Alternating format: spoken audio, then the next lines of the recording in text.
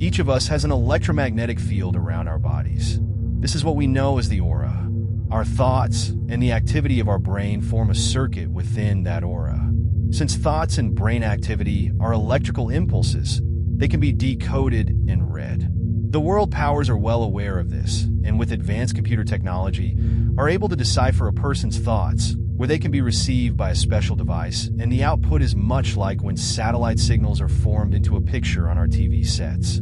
There are also microchips that can be used as implants along certain neural pathways to send electrical impulses to the brain, stimulating certain thoughts, feelings, beliefs, or implanting certain memories. Although this technology has a way to go, there are now actual thought-reading machines, which, like everything else in time, will be perfected. A device is placed upon a subject's skin at certain points that reads the bioelectrical output and decodes these impulses to where they can easily be read with a special computer. During the 1970s, the world powers acquired major advances and breakthroughs in mind control technology. Hypnosis has many positive applications, such as healing or breaking certain habits. Most professional hypnotists agree that when under a hypnotic trance, the subject will never act against his or her own will or perform acts contrary to his or her own nature. This, in reality, is false. A trained and confident operator can impel a subject to do anything he or she commands him or her to do, unless there is an extremely powerful aversion within the subject, or if the will of the subject is exceptionally strong. 20% of the population are perfect subjects for hypnosis. Above average intelligence, the existence of an imaginary playmate in childhood, a strong tendency to daydreaming and fantasy, and the will to comply make one a desirable candidate. In the black arts of hypnotism, the hypnotist and subject form a master/slave relationship. The subject must be isolated from friends and family and spend much time alone with the operator, where a rapport is established, as in government experiments or sometimes as one does with a cellmate in prison. An emotional rapport is very important in establishing trust and obedience. The operator must come across as a good listener and show supposed genuine interest in the subject. The subject is made to feel comfortable around the operator and can be open with him or her. The initial hypnotic induction is the most important, as it breaks through into the subject's mind and opens a door to the hypnotist. When in the alpha state, the logical mind is inactive and one is open to all suggestions. The operator gives the subject the suggestion that he or she will become deeply hypnotized again whenever the operator gives the induction cue. This could be in words or a signal. Each session induces a deeper hypnotic state where the subject slips under the complete control of the operator. With deeper trances, the subject becomes more and more powerless against the operator. Artificial amnesia, also known as a mind wipe, is induced by the operator suggesting to the subject that he or she will not have any conscious knowledge of the session. Further important suggestions include that the subject will not in any way be able to be hypnotized by anyone else, and that he or she will act in a trance, just as if awake. Once the subject is easily hypnotized by the operator, the mind and personality can then be conditioned.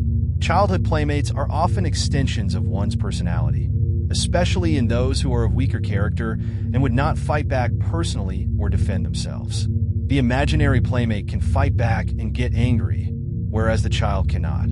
Often, there is an abusive parent to whom the angry thoughts and actions of the playmate are directed against. During the initial conditioning phase of the session, the operator regresses the subject into childhood. Regression plays a very important part in establishing control over the subject. An operator who works for the government, as in producing spies, will look for the most aggressive of the imaginary friends in attempting to artificially split the personality. The most aggressive aspects of the personality are the ideal in destroying all inhibitions. Artificial splitting of the personality occurs where the imaginary playmate is brought out in the subject and the subject becomes the playmate on cue. The playmate usually emerges through one of the subject's chakras. The operator informs the subject that playmate's name will come through subject's stomach, third eye, throat, etc. The subject is further told again that he or she will not remember anything of the session or the emerging personality. In actual cases, The emerging stronger personality is conditioned through programming and suggestion to be hostile to the root personality of the subject. This aggressive personality in nearly all cases is stronger and can take more abuse.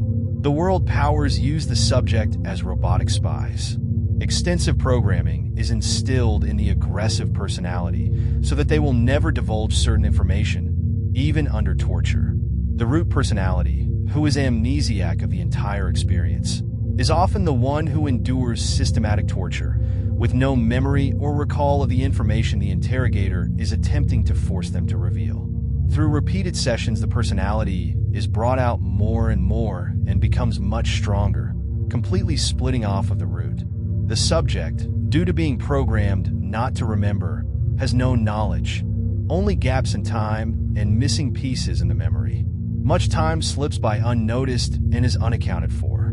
Further conditioning sessions, while under, include talking the subject through an experience completely abhorrent to their nature, where the subject is made in his or her mind to do something he or she would never consciously do. The subject actually experiences what the operator says.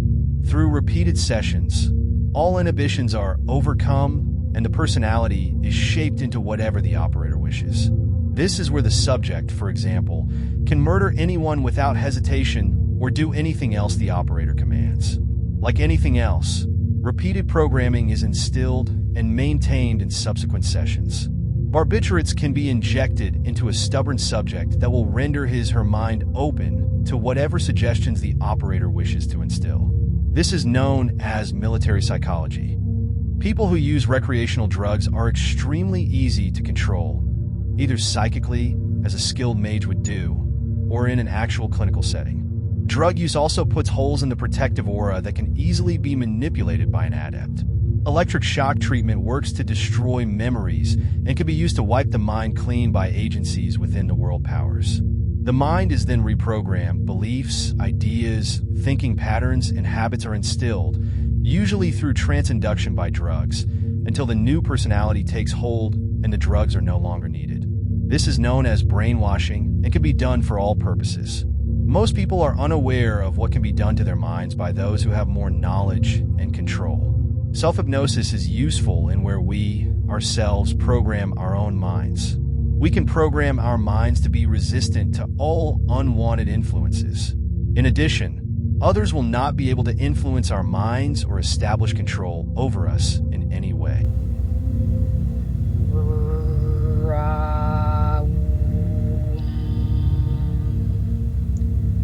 And with the rolled R,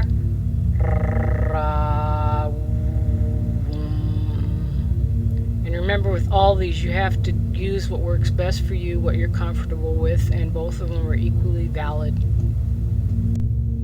This is very powerful for raising your energy. It's one of the most powerful mantras that we've ever come upon. And it's based on the yoga hissing breath. Like you would hiss like a cat in the back of your throat and go. Okay, that's for the S's. I'm going to vibrate this. Okay, and I suggest you try it once and then see how it goes. But this is for raising your energies for the ritual. Here it goes.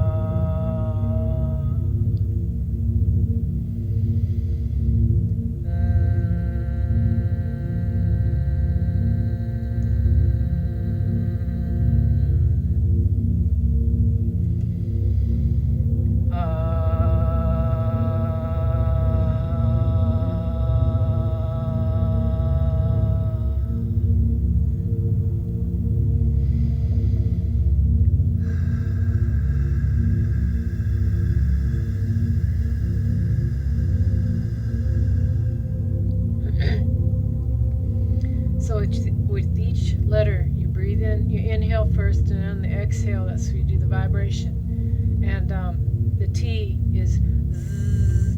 You place your tongue right above your two front teeth on the hard palate, immediately above your two front teeth. It's between a Z and a TH, like a the and a zzz, zzz. Okay? And that generates a lot of power. You'll feel it in your soul. Hail Satan.